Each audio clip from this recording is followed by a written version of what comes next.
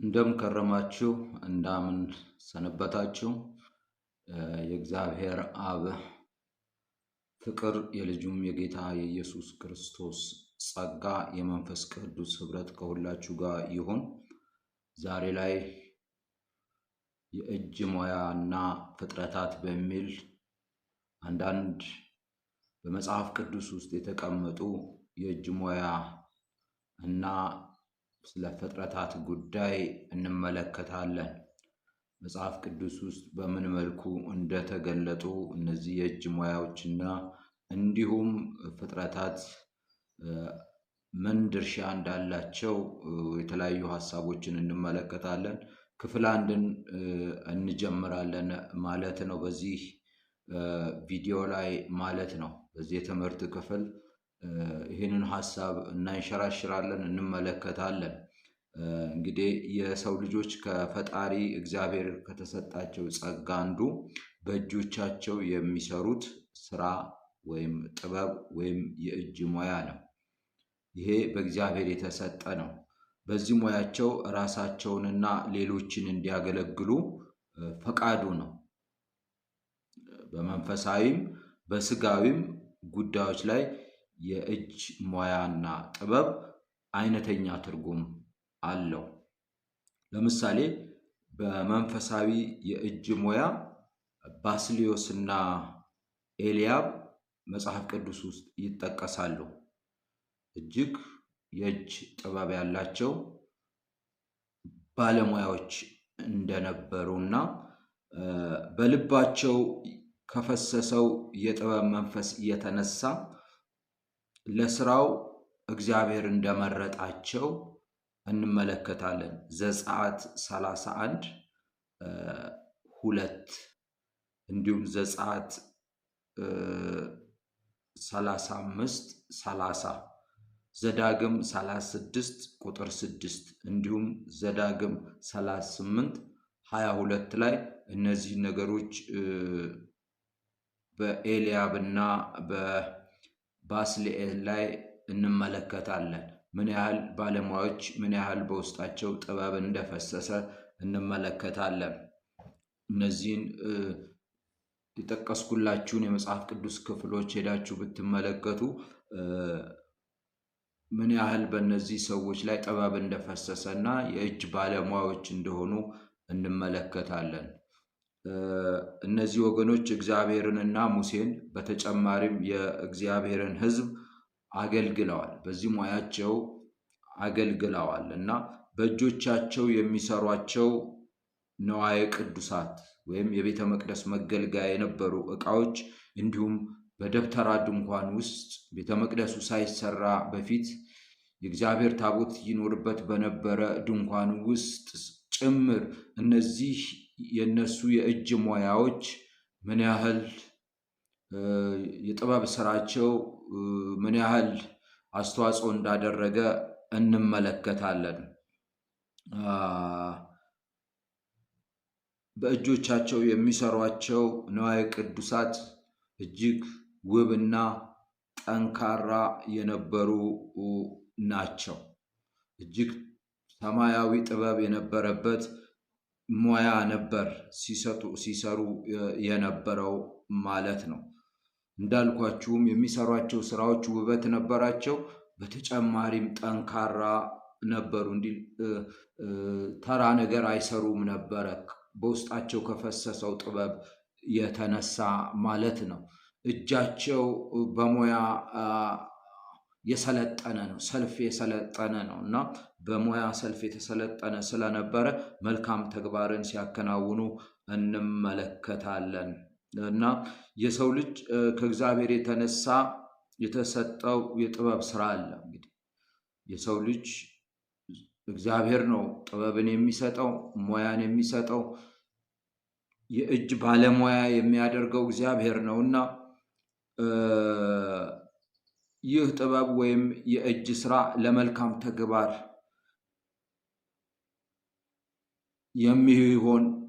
ሊሆን ይችላል፣ እንዲሁም መልካም ላልሆነ ተግባር ሊውል ይችላል።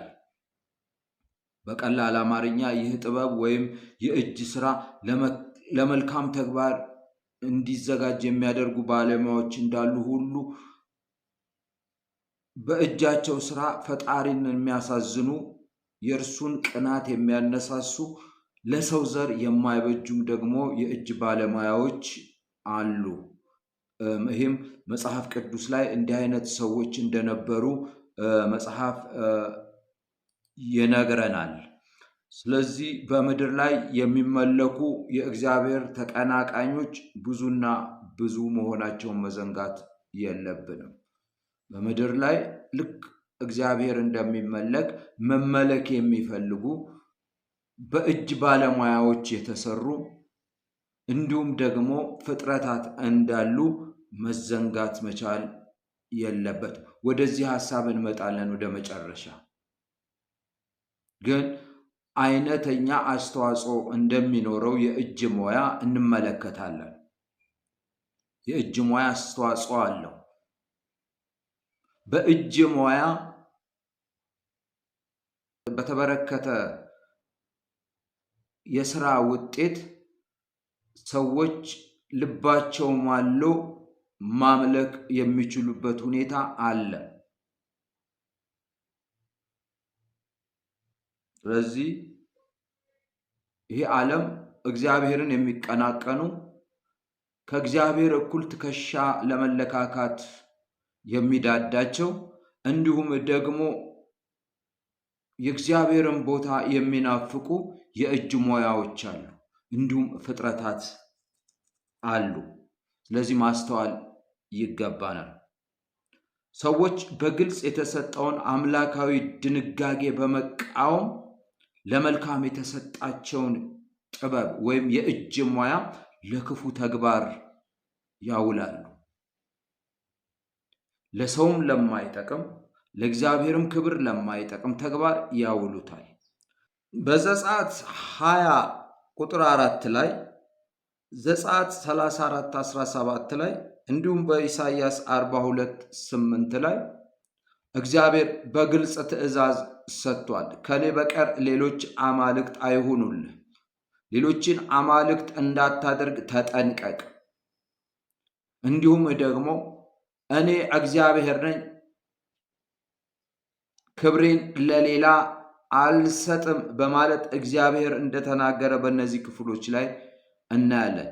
እግዚአብሔር ከሱ በቀር በምንም አይነት መልኩ ሰዎች እንዳያመልኩ ምክር ሰጥቷል፣ ማስጠንቀቂያ ሰጥቷል። ዘጸአት 20 ቁጥር 4 ላይ በግልጽ እንደዚህ ብሎ የእግዚአብሔር ቃል ይናገራል።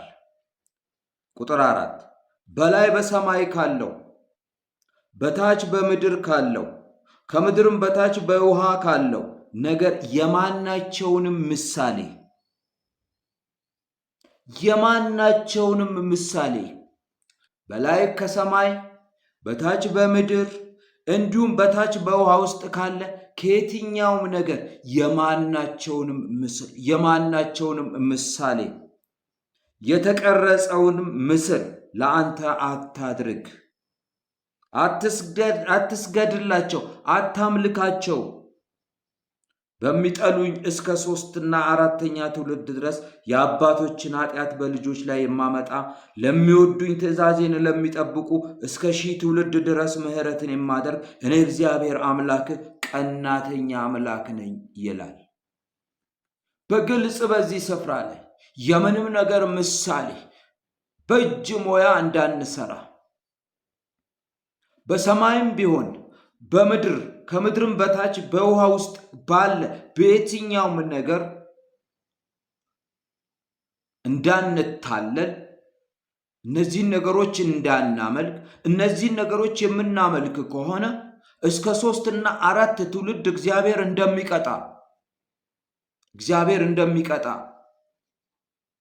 ነገር ግን ለሚወዱት እግዚአብሔር ወገኖቼ ምሕረት እንደሚያደርግ ይልቁንም በባህሪው እግዚአብሔር ቀናተኛ እንደሆነ በዚህ ክፍል ላይ ይናገራል። በምንም አይነት መልኩ አማልክትን እንድናመልክ የተገባ አይደለም።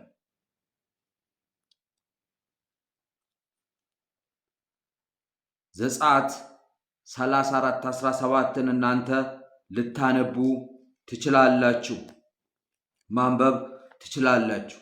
ምን ያህል እግዚአብሔር እንደሚያስጠነቅቅ በዚህ ስፍራ ላይ እንመለከታለን። በሌላ ስፍራ ኢሳይያስ 42:8 ላይ የእግዚአብሔር ቃል እንደዚህ ብሎ ይናገራል። እኔ እግዚአብሔር ነኝ፣ ስሜ ይህ ነው፣ ክብሬን ለሌላ ምስጋናዬን ለተቀረጹ ምስሎች አልሰጥም። ክብሬን ለሌላ አልሰጥም፣ ለተቀረጹ ምስሎች አልሰጥም። ስሜ ይሄ ነው፣ እኔ እግዚአብሔር ነኝ። በክብሬ ጉዳይ አልደራደርም። ክብሬን በላይ በሰማይ፣ ክብሬን በታች በምድር፣ ክብሬን በውሃ ውስጥ ባሉ በምስሎች አልለውጥም ብሎ ሲናገር እንመለከታለን። ይህ የእግዚአብሔር ቀጥተኛ ትእዛዝ ነው። ይህን ቀጥተኛ ትእዛዝ እነ አሮን ያውቃሉ።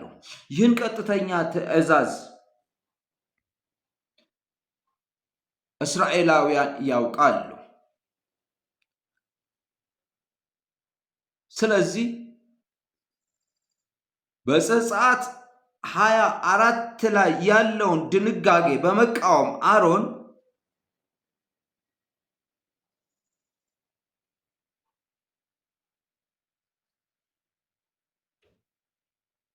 በእጅ ሞያው እስራኤልን አሳተ። ጥያቄው ምንም እንኳን በእስራኤላውያን አማካኝነት የመጣ ቢሆንም ነገር ግን እሱ ደግሞ በእጁ ሞያ አሰናከላቸው። በእጃቸው ውጤት እግዚአብሔርንና ሰውን የሚጠቅሙ ይመስላሉ ሲመላለሱ። ነውራቸው ክብራቸው ነው። ለምሳሌ ዘጸአት 32 ከ2 እስከ 4፣ መሳፍንት 17 ከ1 እስከ 5፣ ዘዳግም 9:16 ወይም ደግሞ በሌላ ስፍራ ነህምያ 9:18፣ መዝሙር 106 ቁጥር 19፣ ሐዋርያት ሥራ 7:4 ሄደን ስንመለከት አሮን በሰራው ጥጃ እስራኤላውያን ምን ያህል እንደተሰናከሉ እግዚአብሔርም እንዳዘነባቸው እንመለከታለን። ከዛ በኋላ ሙሴ ከሲና ተራራ ላይ ሲወርድ ከሲና ተራራ ግርጌ ላይ እነዚህ ሰዎች አሮን የሰራላቸውን የወርቅ ጥጃ ሲያመልኩ ከተመለከተ በኋላ ሙሴ ተቆጣ። የያዘውንም ጽላት ወረወረ፣ ሰበረ። የእግዚአብሔር ቅናት በውስጡ ተቃጠለ፣ የቤት ቅናት በልታኛለች እንደሚል። ከዚህ በኋላ የሚገርማችሁ ነገር እግዚአብሔር ተቆጣ፣ እግዚአብሔር አዘነባቸው።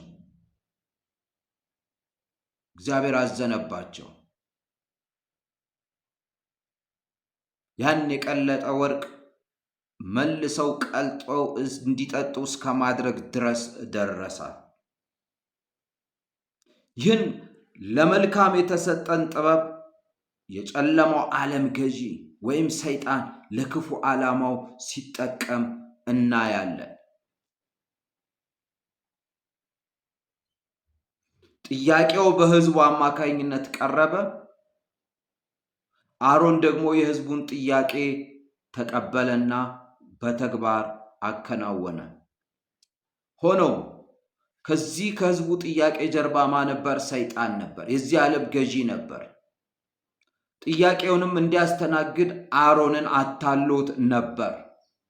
ስለዚህ ከወርቅ የተሰሩ 2 ጥጃ የሚመስሉ ጣዖታትን እንዲሰራ አደረገው። ከየትኛውም ከእጅ ሞያ ጀርባ የሚሰራው ሰይጣን ነው። አጋንንት ነው። የዚህ ዓለም ገዢ ተጽዕኖ ነው የሚያደርገው ከእጅ ሞያ ጀርባ በምናደርገው አምልኮ። በእጅ ሞያ የተሰሩ ነገሮችን ወደ ማምለክ ስናዘነብል እጅ ያለው የሰይጣን እጅ ነው። ስለዚህ ይህ የአሮን ተግባር የሕዝቡም ምክር ምን ውጤት እንዳስከተለ ይታወቃል። ምክንያቱም ሰይጣን ወገኖቼ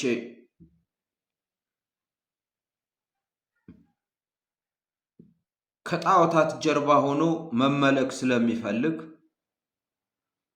ከዛ በኋላ ደግሞ እግዚአብሔር በቁጣስ ሰዎችን እንደሚቀጣ ስለሚያውቅ ሰዎች እንዲጠፉ እንዲሞቱ፣ ምክንያቱም ሰይጣን ሌባ፣ ሊሰርቅ፣ ሊያርድ፣ ሊያጠፋ የሚመጣ ስለሆነ ከዚህ በኋላ ወገኖቼ እግዚአብሔር ምን ያህል ጣዖት ሲያመልኩ የነበሩ በእጅ ሙያ ሰዎችን የሚያሰናክሉ ሰዎች ላይ የሚደርስባቸው እግዚአብሔር ቅጣት ምን እንደሆነ እንመለከታለን። ለምሳሌ በአንደኛ ነገሥት 12 ከ28 እስከ 30 ይህንን እንመለከታለን፣ እግዚአብሔር እንዴት እንደሚቀጣ። ሁለተኛ ነገሥት 10 ከ29 እስከ 30፣ ሁለተኛ ነገሥት ከ16 እስከ 18፣ ሁለተኛ ዜና 11 15 እንዲሁም ሆሴ 10 5 ላይ እንመለከታለን እግዚአብሔር ጣዖትን የሚሰሩና ጣዖትን የሚያመልኩትን እንደሚቀጣ። የእግዚአብሔር ቁጣ እጅግ ከባድ እንደሆነች እንመለከታለን። አሮን ከሰራቸው የወርቅ ጥጃዎች ቀጥሎ የእግዚአብሔር ቁጣ እንደፈሰሰ ሌሎች አማልክትን የሚሰሩ ሁሉ በእጅ ሙያቸው የሚያሰናክሉ በእጅ ሙያ ላይ ደግሞ እምነታቸውን ጥለው አምልኮ የሚያደርጉትን ሁሉ እግዚአብሔር እንደሚቀጣ በእነዚህ በነገርኳቸው መጽሐፍ ቅዱስ ክፍሎች ላይ እንመለከታለን። ስለዚህ ከእያንዳንዱ ጣዖት ጀርባ ሰይጣን መመለክና እግዚአብሔርን ማስዋዘን፣ እግዚአብሔርን ማስቆጣት የሁል ጊዜ ተግባሩ ሆኖ ይገኛል። የሁል ጊዜ ተግባሩ ይሄ ነው። ከየትኛውም የእጅ ሙያ ጀርባ ቅዱስ የሚባል የእጅ ሙያ የለም። ምን እስከሆነ ድረስ እስከተመለከ ድረስ ያ የእጅ ሙያ ለአገልግሎት ሊውል ይችላል፣ ለማስተማር ሊሆን ይችላል፣ አንዳንድ ነገሮችን ሊያገለግል ይችላል። ከዛ በዘለለ ግን ወገኖቼ መመለክ ሲጀምር፣ መስዋዕት መቅረብ ሲጀምር፣ ለሱ ዝክር ሲቀርብለት፣ ዕጣን ሲቀርብለት፣ ሰዎች ወድቀው ሲደፉለት፣ ያን ጊዜ ነዋየ ቅዱስ ተብሎ አይጠራም። ይልቁንም ጣዖት ይባላል። ጣዖት ይባላል። ስለዚህ በጣም ልናስተውል ይገባል። ጣዖትና ፍጥረት። በሁለተኛው ክፍል ላይ የምንመለከተው ሰይጣን ብቻ አይደለም፣ በተጨማሪ በምድር ላይ ሰማያዊ አካላት፣ አያችሁ፣ ሰይጣን ብቻውን መመለክ አይደለም፣ ሰማያዊ አካላት እንዲመለኩ፣ ፍጥረታት እንዲመለኩ ያደርጋል። እንዲሁም ሰው ሰውን እንዲያመልከው ያደርጋል። ስለዚህ ሰይጣን በቀጥታ ሊመለክ ይፈልጋል። ከእጅ ሙያ ጀርባ መመለክ ይፈልጋል። ከፍጥረታት ጀርባ ሆኖ መመለክ ይፈልጋል። ከሰማያዊ አካላት ጀርባ ሆኖ መመለክ ይፈልጋል።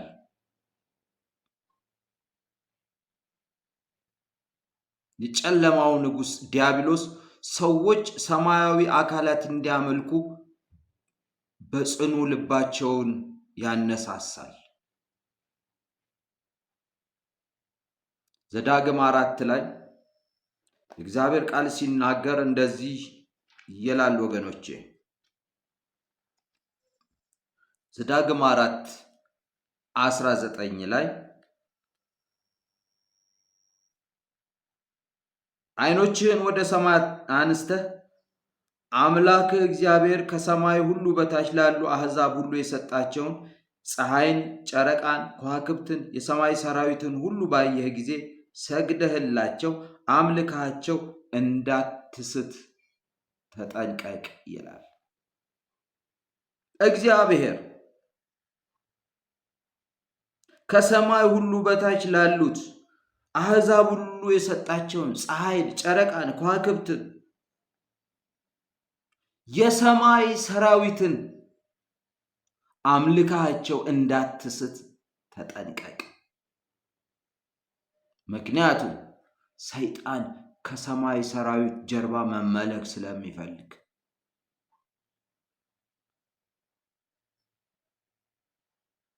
ይፈልጋል።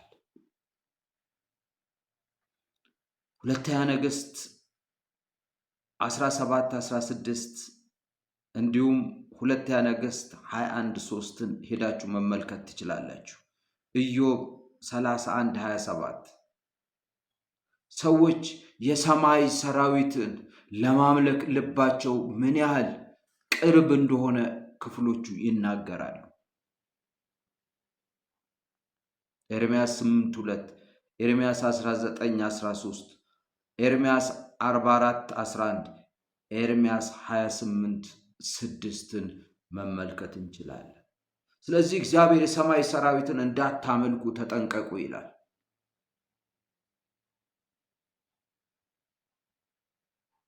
ለምን? ሰይጣን ከነዚህ ከሰማይ መላእክት ጀርባ ሆኖ መመለክ ስለሚፈልግ። ይሄ ብቻ አይደለም። ሰይጣን ሰውን እንዲያመልክ ይመክራል፣ ያስተምራል፣ ያነሳሳል። በሐዋርያት ሥራ የእግዚአብሔር ቃል ሲናገር እንደዚህ ብሎ ይናገራል። 12:22 ላይ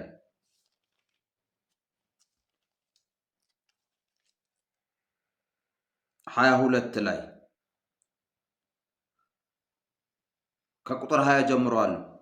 ከጢሮአዳ ከሲዶና ሰዎች ጋር ተጣልቶ ነበር። በአንድ ልብም ሆነው ወደ እርሱ መጡ። የንጉሥንም ቢትወደድ ጲላጦስን እሺ አሰኝተው እርቅ ለመኑ፣ አገራቸው ከንጉሥ አገር ምግብ ያገኝ ነበረና። በተቀጠረ ቀን ሄሮድስ ልብሰ መንግሥቱን ለብሶ በዙፋን ተቀመጠ። እነርሱንም ተናገራቸው። ሕዝቡም የእግዚአብሔር ድምፅ ነው የሰው አይደለም ብለው ጮኹ። ለእግዚአብሔር ክብር ስላልሰጠ ያን ጊዜ የጌታ መልአክ መታው፣ በትልም ተበልቶ ሞተ ይላል። በዚህ ስፍራ ላይ ሄሮድስ እንዲሞት ያደረገው ነገር ምንድን ነው? ለእግዚአብሔር ክብር አለመስጠቱ ነው። ይልቁንም እሱ የእግዚአብሔርን ቦታ ተክቶ እንደ እግዚአብሔር ሆኖ ስለቀረበ ለሕዝቡ፣ ይልቁንም ሕዝቡ ይሄ የእግዚአብሔር ድምፅ ነው ብለው የሄሮድስን ድምፅ በመስማት ይህን ስለተናገሩ እግዚአብሔር አዘነ። ከዛ በትል መቶ እንዲሞት አደረገው። የጌታ መልአክ አገኘው፣ በትል ተበልቶም ሞተ ይላል። መልአክ መታው። ከወደቀ በኋላ ደግሞ ትል በልቶ ገደለው። አያችሁ፣ ሰይጣን ሰውን እንዲያመልክ ያደርጋል። ሕዝቡ ሄሮድስን እንዲያመልክ፣ የእግዚአብሔር ቁጣም እንዲነሳሳ ያደርጋል። ስለዚህ ሄሮድስ ዋጋ ከፈለ። ሊመለክ ራሱን አዘጋጅቶ ስለወጣ፣ ለእግዚአብሔር ክብር ስላልሰጠ። 14 ሐዋርያት ሥራ 14:11 ላይ የእግዚአብሔር ቃል ሲናገር እንደዚህ ይላል። 14:11 ላይ ሕዝቡ ጳውሎስ ያደረገውን ባዩ ጊዜ ድምፃቸውን ከፍ አድርገው በሊቆንያ ቋንቋ አማልክት ሰዎችን መስለው ወደኛ ወርደዋል አሉ። በርናባስን ዲድያ አሉት፣ ጳውሎስንም እርሱ በመናገር ዋና ስለነበረ ሄርሜና አሉት። በከተማውም ፊት ቤተ መቅደስ ያለው የዲያ ካህን ኮርማዎችንና የአበባን አክሊሎች ወደ ደጃፍ አምጥቶ ከሕዝቡ ጋር ሆኖ ሊሰዋላቸው ወደደ። ሐዋርያ በርናባስና ጳውሎስ ግን ይህም በሰሙ ጊዜ ልብሳቸውን ቀደው ወደ ሕዝቡ መካከል እየጮሁ ሮጡ፣ እንዲህም አሉ፣ እኛ እንደናንተ ሰዎች ነን። ስለምን ይህን ታደርጋላችሁ? እኛ ደግሞ እንደ እናንተ የምንሰማ ሰዎች ነን። በዚህ በከንቱ ነገር ሰማይና ምድርን ባህርን ከእርሱ ጋር ያለውን ሁሉ ወደ ፈጠረው ወደ እግዚአብሔር ዘወር ትሉ ዘንድ ወንጌልን እንሰብክላችኋለን አሏቸው። አሁን ወንጌልን እንሰብክላችኋለን ወደ እግዚአብሔር መለስ እንድትሉ። እኛ እንደናንተ ሰዎች ነን። ለእኛ ልትሰውልን አይገባም። አያችሁ፣ ሰይጣን የሚሄድበትን መንገድ የእግዚአብሔርን ቃል ስለነገሯቸው ድንቅና ተአምር በመካከላቸው ስላደረጉ ለበርናባስና ለጳውሎስ ሊሰውላቸው ሊያመልኳቸው ሕዝቡ ተነሳሳ። ነገር ግን እግዚአብሔር ቃል የገባቸው ነበሩና እንደ ሄሮድስ ስላልነበሩ ጳውሎስና ሲላስ በርናባስ አምልኮውን አልተቀበሉም። ይሄ ለእኛ የተገባ አይደለም። እኛ እንደናንተው ምንድነን? ሰዎች ነን። አያችሁ፣ ሰይጣን ሰውን እንዲያመልክ ያደርግና ከሰው ጀርባ መመለክ ይፈልጋል። ሰው ለፍጥረት እንዲሰግድ፣ ሰው ለተፈጠረ ፍጥረት እንዲንበረከክ ያደርጋል። ሐዋርያት ሥራ 28:6 ላይ ይሄንን መሰል ታሪክ እናያለን። ሰይጣን ምን ያህል ሰውን እንዲያመልክ፣ ሰው ለሰው እንዲሰዋ፣ ሰው ለሰው ዝክር እንዲያቀርብ፣ ሰው ለሰው እንዲንበረከክ፣ ሰው ለሰው እንዲንቀጠቀጥ እንደሚያደርግ እንመለከታለን። ተጨማሪ ሰይጣን ራሱ ደግሞ መመለክ ይፈልጋል። ሰይጣን መጀመሪያም ከእግዚአብሔር መንግሥት የወደቀበት ምክንያት መመለክ ፈልጎ በእግዚአብሔር ቦታ እኔ መሆን አለብኝ ብሎ በመቀናቀኑና በትዕቢት በመወጠሩ ነው። ስለዚህ ሰይጣን መመለክ ይፈልጋል። ሰዎችም ደግሞ ሰይጣንን ማምለክ ልባቸው ይዳዳል። ዘጸአት 17:7 ላይ ሄዳችሁ ማየት ትችላላችሁ።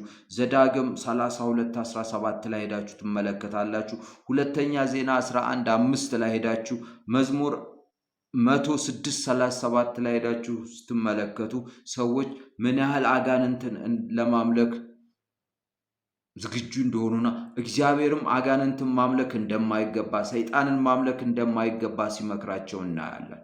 ሰይጣን ፊት ለፊት መመለክም ይፈልጋል። ከእጅ ሙያ ጀርባ ሆኖ መመለክ ይፈልጋል። ከፍጥረት ጀርባ ሆኖ መመለክ ይፈልጋል። ከሰማይ ሰራዊት ጀርባ ሆኖ መመለክ ይፈልጋል። ከሰው ጀርባ ሆኖ መመለክ ይፈልጋል። እንዲሁም ራሱ መመለክ ይፈልጋል። ወድቀህ ብትሰግድልኝ ብሎ ኢየሱስ ክርስቶስን የተፈታተነው፣ ብትሰግድልኝ፣ ብታመልከኝ፣ እነዚህን ሁሉ በዓለም ላይ ያሉ ውብና ጌጣም የሆኑ የከበሩ ስፍራዎችን እሰጥሃለሁ ነው ያለው። ሰይጣን ፊት ለፊት መመለክ ይፈልጋል። በአንደኛ ቆሮንቶስ 10:20 ላይ እንዲሁም 13:4 ላይ ሄደን ስንመለከት የክርስቶስንና የአጋንንትን ጽዋ መጠጣት እንደማይገባ፣ የአጋንንትን ጽዋ ሰዎች አዘጋጅተው ሊጠጡ እንደተዘጋጁ፣ ነገር ግን ሁለቱን ቀላቅለው የክርስትናንና የአጋንንት አምልኮን ቀላቅሎ ከሁለቱ ጽዋ መጠጣት እንደማይቻል በዚህ በአንደኛ ቆሮንቶስ 10:20 ላይ እንመለከታለን። የአጋንንትን ጽዋና የክርስቶስን ጽዋ የጌታን እራት ማለት ነው አንድ ላይ መውሰድ አትችሉ። ንስሐ ግቡ፣ ጣሉ ጣዖቶቻችሁን። ጣዖትን ያልክ ከጣዖት ተመለስ። አጋንንትን ያልክ ከአጋንንት አሰራር ተመለስ። ክርስቶስን ያልክ ከክርስቶስ ጋር ተጣበቅ። ከሁለቱ ጽዋ መውሰድ መቀላቀል አትችልም። የሚል ነገር ጳውሎስ ሲያስተምር እንመለከታለን። አንደኛ ቆሮንቶስ 13:4 ላይ ይህንኑ ነገር እንመለከታለን። ከላይ እንዳየነው እንግዲህ የእጅ ሙያ ውጤት እግዚአብሔርን በመጻረር የሚከናወን ተግባር ለሰይጣን አሰራር የተጋለጠ መሆኑን እንመለከታለን። በተጨማሪ ሰማያዊ አካላት እንዲመለኩ ሰው ሰውን እንዲያመልክ ሰይጣን ራሱ መመለክ ከመከጀሉም የተነሳ በግልጽ ራሱ እንዲመለክም አሊያም በእጅ ስራ ጀርባ መመለክ በሰማያዊ አካላት ጀርባ ሆኖ እንዲሁም በሰው ጀርባ ሆኖ መመለክ እንደሚፈልግ ይህም ዋና ተግባሩ እንደሆነ ተመልክተናል። ስለዚህ ሰዎች ሁላችን ከነዚህ ስህተቶች በመራቅ እግዚአብሔር በመንፈስ ቅዱስ እንጂ በማቴሪያል ወይም ከማቴሪያል ጋር በተያያዘ ወይም እግዚአብሔርን ከማቴሪያል ጋር አቀናጅተን ማምለክ እንደማይገባን ይልቁንም ሳያዩ የሚያምኑ ብፁዓን ናቸው ተብሎ እንደተጻፈ እግዚአብሔር መንፈስ ስለሆነ እግዚአብሔር የማይዳሰስ ስለሆነ እግዚአብሔርን በእምነት ዓይን በማየት በውስጣዊ ዓይን በመረዳት በውስጥ በመንፈስ በመገንዘብ ማምለክ እንደሚገባ ይልቁንም ደግሞ ሳያዩ የሚያምኑ ብፁዓን እንደሆኑ መጽሐፍ ቅዱስ ይናገራል። ሳያዩ የሚያመልኩም ብፁዓን ናቸው። ሳያዩ ምንም እንኳን ባናየው እሱ ግን ስለሚያይ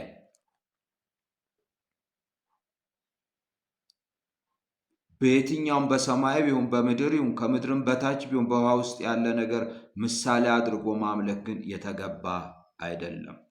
በአንደኛ ዮሐንስ 5:21 ላይ አንደኛ ዮሐንስ 5:21 ላይ ልጆች ሆይ ከጣዖታት ራሳችሁን ጠብቁ ይላል።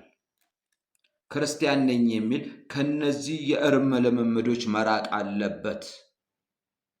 ከተቀረጹ፣ ከተሳሉ፣ ከተቆረቆሩ፣ ከተፈለፈሉ ከየትኛውም ነገሮች ጀርባ ያለው የሰራዊት ጌታ እግዚአብሔር ሳይሆን ዲያብሎስ ስለሆነ ክርስቲያኖች ከዚህ ልምምድ ልንርቅ ይገባል። ለዚህ ነው ልጆች ሆይ ክርስቲያኖች ሆይ ከጣዖታት ራሳችሁን ጠብቁ የሚለው።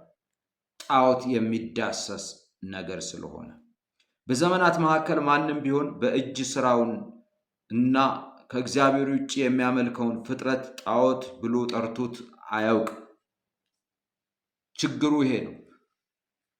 ሰይጣንን እያመለከ ሰይጣንን ነው እያመለኩ ያለው የማይል ትውልድ ባለበት ሁኔታ በእጃቸው ሙያ የሰሩትን ስራ ማናቸውም ቢሆኑ ጣዖት ብለው አይጠሩትም። ቅዱስ ነው የሚሉት። የዳቦ ስም ይሰጡታል።